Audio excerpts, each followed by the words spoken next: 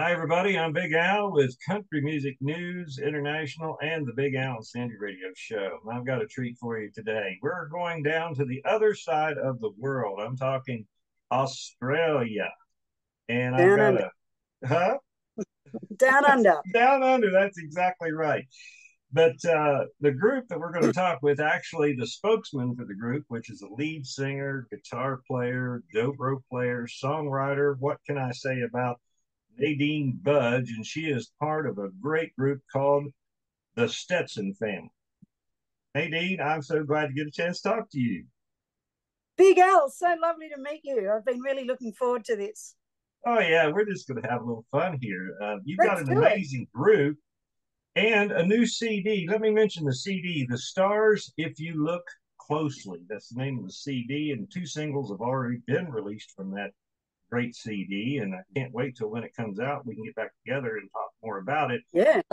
But let's kind of give everybody an idea about the Stetson family itself, because you all are a group of seasoned musicians and you played another style of music before you decided to get into what we would want to call here progressive bluegrass. So, with that, Mhm. Nadine, kind of give us an idea about all the members of the Stetson family.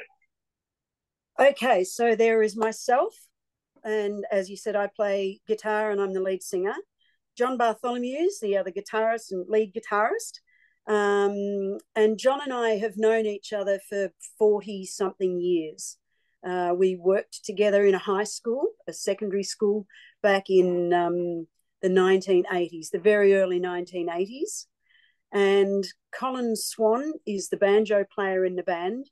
And back in the mid 80s, Colin and John and myself were in a synth pop band, with lots of long hair and makeup, and we all wore capes. And we played with bands like, we opened for the Eurythmics here in Australia and for the Monkees. I got to meet Davy Jones and Peter Tork, who were my Really? absolute childhood. Yeah, we played with them here in Melbourne.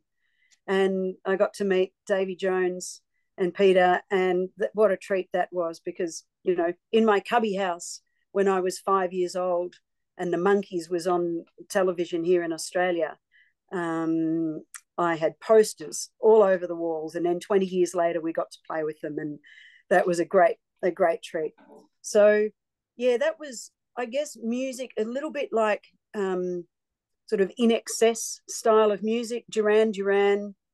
And then from that, when that split up, because musical styles change and evolve, and that music kind of faded out here in Australia, and gigs got less and less. And then I went on to do sort of, I guess, R&B. I was in a funk R&B band after that in the 90s. And John and Colin went on to write music for soundtracks and for film and stuff like that. And then we didn't see each other for about 15 years.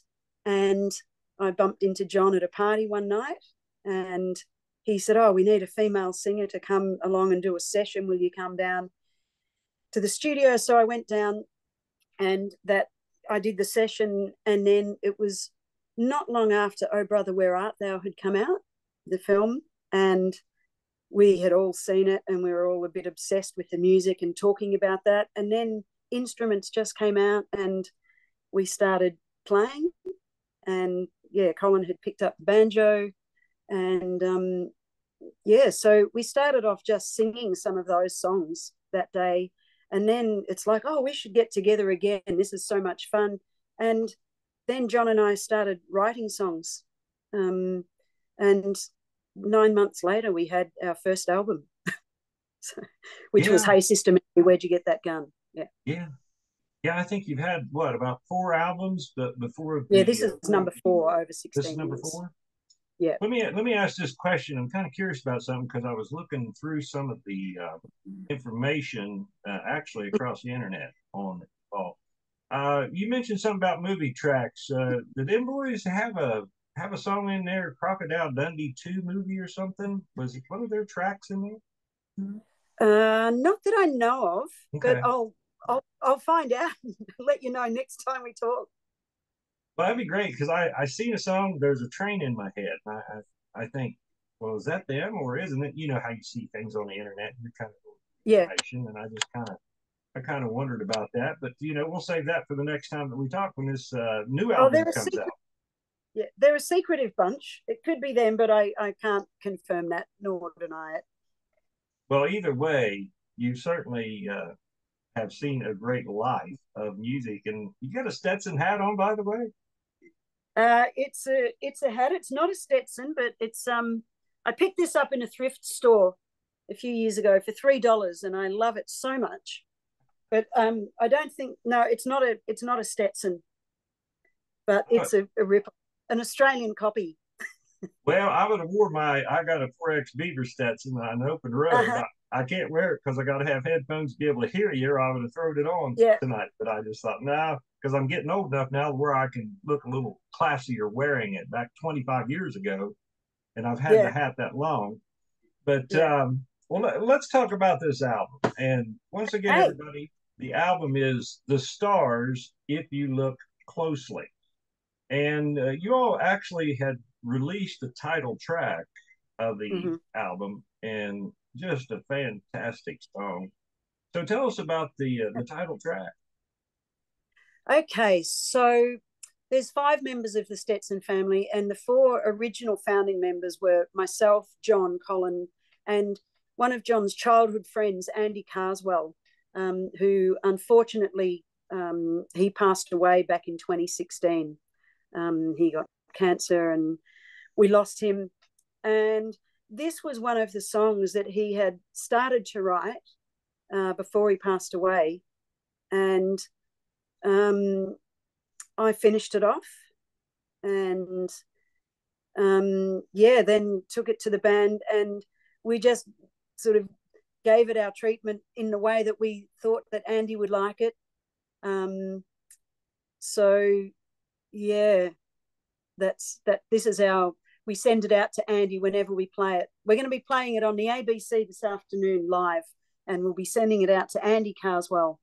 There was 2 songs that he left behind, which are on this album. So the album is dedicated to him. And it's been 9 years since our last album. We started the album in January 2020, but then of course COVID hit. And then here in Melbourne, we had the longest lockdowns in the world. So we were locked down. We were not allowed to go more than 5 kilometres from our home.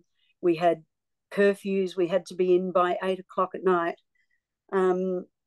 which is what everybody wanted. It was pretty bad over here. And so, we got shut down. So we had to put the album on hold for a couple of years, hence it being 9 years since our last album. Well, let me ask this question. Do you see a difference in music itself? Okay, the first album that you come out with, second and third, but now since you come out with this album, and I'm trying to figure out exactly how I want to word it, because I'm just off the top of my head, but I wanted to talk to somebody like you that has been around in the music scene for a while. What's the difference between then and now? The music scene, as far as that is concerned. I know it's a big question. It is a big question, but I'd love to kind of have a go at it. I think here in Melbourne, we've got a really vibrant music scene. It's kind of like Austin, Texas. There's lots of gigs, lots of independent music. Again, that's changed a lot since COVID. A lot of venues didn't kind of pull through after COVID. They shut down. And but with music, I think it's just an evolutionary moving thing all the time. And we all in the band have very eclectic tastes and very broad taste in music, hence our backgrounds of doing multiple things. I was in a funk R&B band, and we were in a synth pop band 40 years ago. And I think music for me a lot of people, is about our exposure to it. So things that have a resounding effect on us, and that's what I was saying before with John and Colin and I, when Oh Brother Where Art Thou came out, it really connected with us, the music from that, and sent us on this journey. Mm-hmm. So that's the thing I love about music, is the journey of it, is that you hear one song and it's like, oh, I love that song. And now, of course, with the internet, we get to kind of go on that journey, and it's like this world opening up for you, and a world of discovery. And then you can go back and discover the roots of the music. And I think it was like 2019 or 2012, I went to Hardly Strictly Bluegrass. 2013, I was over in Nashville at the IBMA. 2015, we traveled over to, West Virginia, I think. It was the, what was the festival? Something Mountain Festival. I can almost tell you. Del McCoury was playing there, and it was predominantly a bluegrass festival. It was out there in the Smoky Mountains, and we were staying in Nashville, and we drove across and we went through Kentucky and East Tennessee and Kentucky and West Virginia. And it was just fascinating doing the whole kind of Blue Ridge Trail and the Smoky Mountains, and absolutely beautiful. So that's what I said. To me, music is a field of discovery. And yeah, I love that about it. I don't even know that it's about it then and now. I just see it as a continuum. Well, I tell you why I asked that question. By the way, I am from West Virginia. I live in Virginia now, but what I am seeing for the past few years, people have been talking about it, but I'm really seeing it now. And bluegrass music, I don't usually use the word bluegrass unless they're a real traditional band anymore, because everybody is coming out there. It's kind of like the classic country, old rock and roll bluegrass. I mean, they're going back and grabbing all these songs from the 60s, 70s, even 50s. And it's just absolutely great. But you used the right word, evolution. And I see it. I see the evolution in the music. I did in 1979 when Doyle Lawson started his group, and that back in the 70s, Newgrass Revival. And then, of course, Newgrass Revival came back in the late 80s, early 90s. And now here you all are. So I just see this music moving forward to be a little bit more commercial, because we've got so much more better ways to record. You know, the young people are so talented these days. I don't know what it is. I mean, you're talented. It blows my mind. I'm not a young person anymore, but really, I thought you were only about 25, honey. No. Well, I'm well into my 60s. I'm in my 60s now, so been around the block a few times. But the bluegrass. That's why we try not to use the bluegrass genre as a descriptor for ourselves, because, like you, I think bluegrass to me is the traditional bluegrass music, and that comes out of the United States. Everything else is either newgrass, progressive bluegrass, grassicana, I've called it.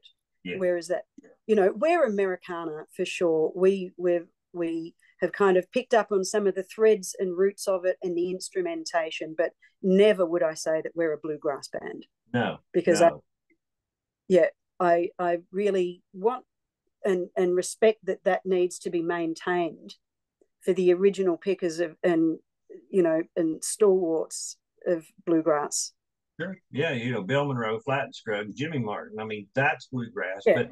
But some of the stuff that they did back in the day, Flat and Scruggs recorded some Johnny Cash stuff, and Bill Monroe, he recorded with some bluegrass, country artists, but he never sang country. Now, I think in his earlier days, he recorded one country song, and I've never heard it. I don't know if they ever let it out of the studio or not.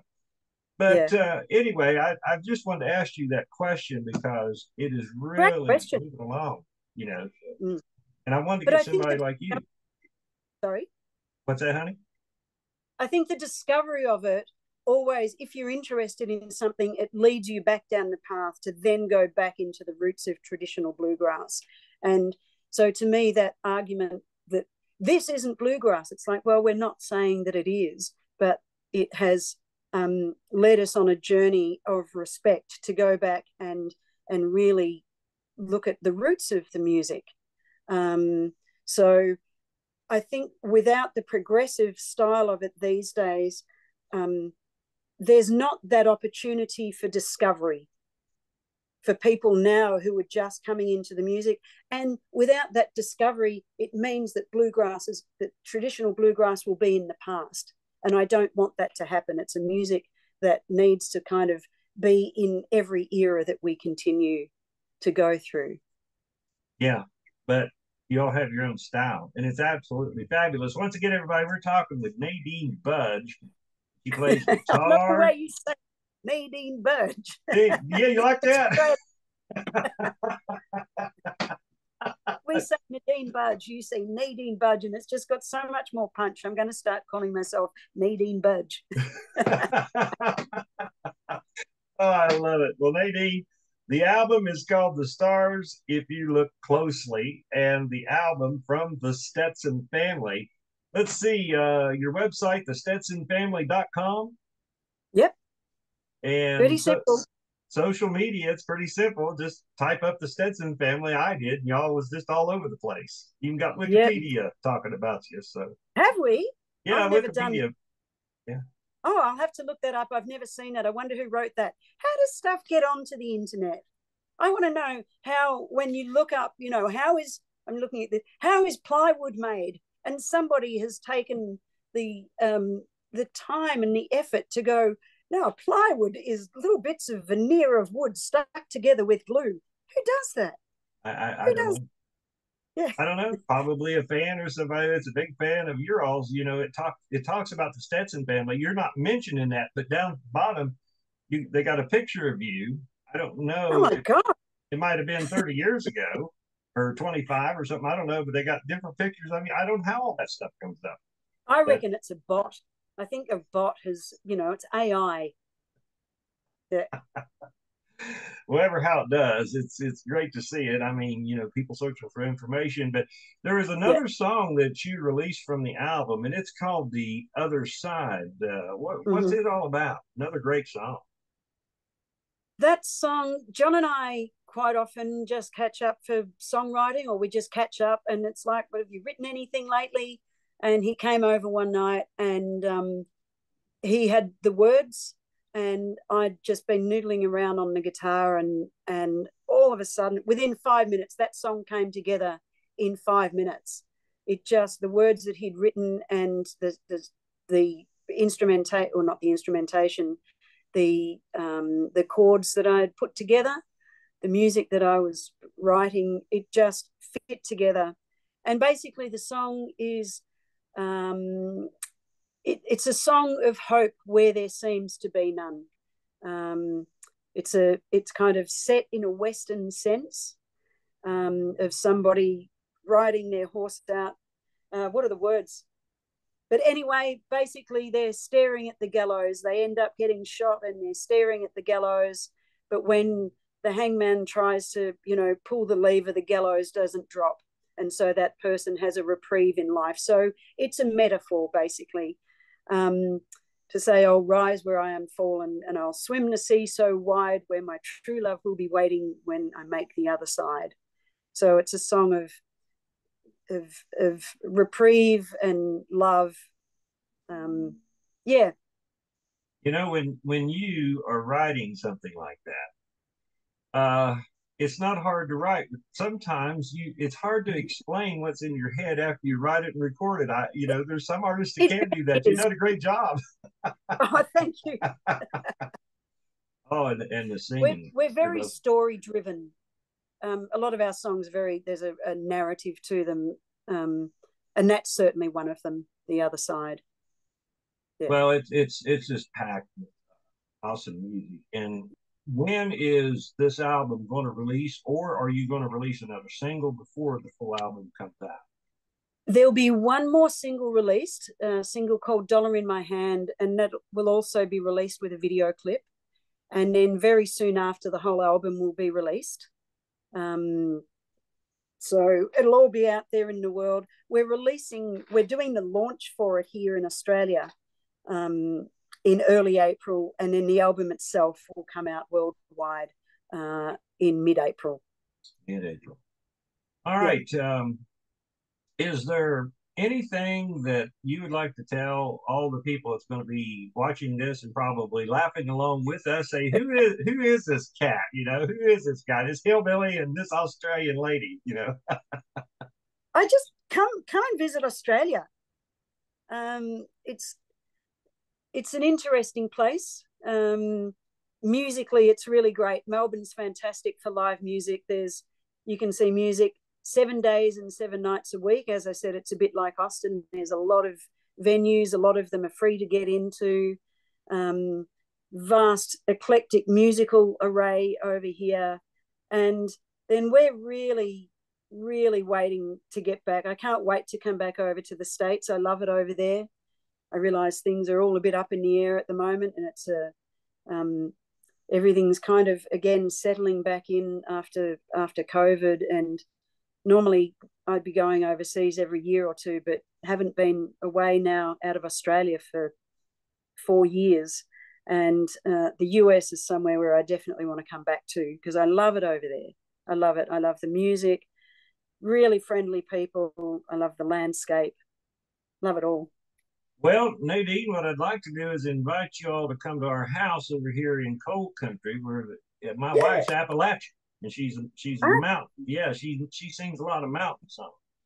Yeah, beautiful. And I'd like to see you and her just kind of sit there and do some mountain stuff together. It'd be something a little bit different. Have a little Absolutely fun. Love that. So we need to keep in touch. It's fabulous. I'm loving this. I'm loving having this chat with you. Because John in our band, he's from coal country. He was brought up in a coal mining town. So he really, connects with all of that, that idea of living in a town where generation after generation all worked in the coal mines. So yeah, we'd love to come over. So I'm going to take you up on the offer. Yeah, I mean that, and we're going to feed you an Appalachian delicacy, which is ground beans and cornbread. Ah, can't wait. As long as there's no kind of snake handling. I don't want any of that Appalachian, snake handling kind of stuff, the revivalist. Oh, really? There's only 4 or 5 or 3 or 4 churches just about 20 miles away from us, and I won't even think about even getting close to one of them. Not me. It's so fascinating. I wrote a song about that when I first discovered all of the snake handling preachers over there. And a friend of mine over here is a preacher. He was a Baptist preacher, and he lived over in Kentucky for 12 years. And he was telling us that he had to go up to see this Brother Harlan he was going to visit.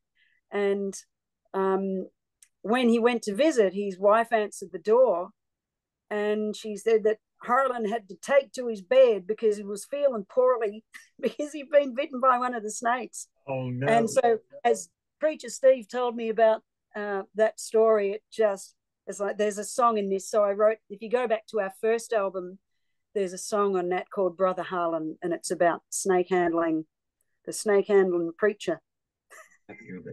That, no doubt. Well, I just hope that everybody will take a chance and listen to me and go over to your website, which is thestetsonfamily.com, or download these songs, at least 2 that's already out right now. I just hope that they will do that, because if they do, they're going to get some really great music and some great vocals. If we had more time, I know that we could talk a lot, but I'll just wait till you get over here, and we'll just keep you at the house for a day or 2, and I'll tell you some things. let's keep talking. Yeah. All right, we'll do that. But here we go again. Everybody, this is Nadine Budge, and we're so glad to have her with us here today on Country Music News International on the Big Al and Sandy radio show. And the group, once again, is the Stetson Family, and their website, thestetsonfamily.com. Nadine, it's been great, honey. I wish I didn't have to go, but we'll talk more soon. Oh, we could chat all day. We could. Yeah. Can't wait to meet in person. Yeah. Come on. Yeah. Yeah. You'll have your instruments. We'll have ours, and we'll just kind of, Yeah. I got a big yard out here. We'll just keep everybody awake all night long. Let's do it. All right. Totally do that. For Country Music News International, I'm Big Al Weekley.